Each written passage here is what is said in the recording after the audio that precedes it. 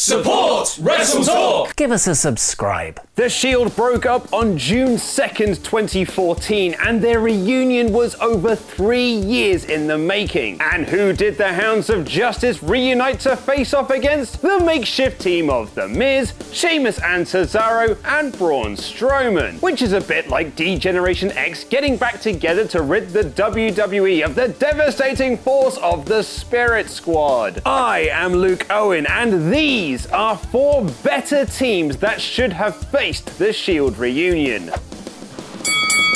Ever since he debuted in NXT, Finn Balor has been packaged with his Balor Club branding, a play on the Bullet Club faction that he once led in New Japan. It was always assumed that this would turn into an actual group, WWE's own version of arguably professional wrestling's most popular act. Balor coming together with his former Bullet Club cohorts Carl Anderson and Luke Gallows would have made for a very formidable team for the Shield to face off against, taking over WWE the same way the NWO did WCW. It would help Gallows and Anderson, who have been aimless in the tag team division, and more importantly, a heel turn would freshen up Finn Balor's character with a big-time feud with major players like The Shield, elevating him back up into the main event. Plus, there's always that intrigue of Gallows and Anderson's established relationship with SmackDown Live's AJ Styles to throw into the mix.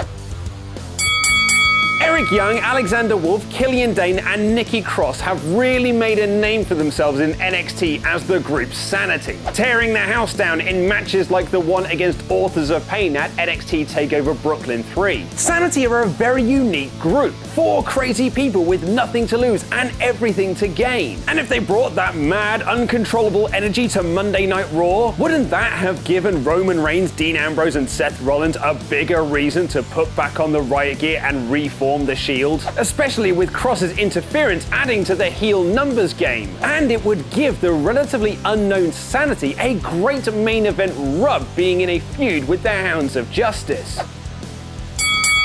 Let's be honest, Bray Wyatt has had a miserable 2017. From his pointless WWE Championship run, to the House of Horrors, to bland feuds over face paint, Wyatt has lost a lot of his aura. Bray Wyatt is at his most interesting when he's the leader of the Wyatt family, a group of disparate misfits who bow down to his every beck and call. It's certainly more interesting than him being a demon wizard who lives in the Titantron anyway. It may feel like going back to the well, but the Shield and the Wyatts had a great rivalry, and it would be interesting to revisit that now each character is very different to how they were in 2014. Plus, it's not like Luke Harper and Eric Rowan have anything going on over at SmackDown Live, and it would allow WWE to still have Braun Strowman involved.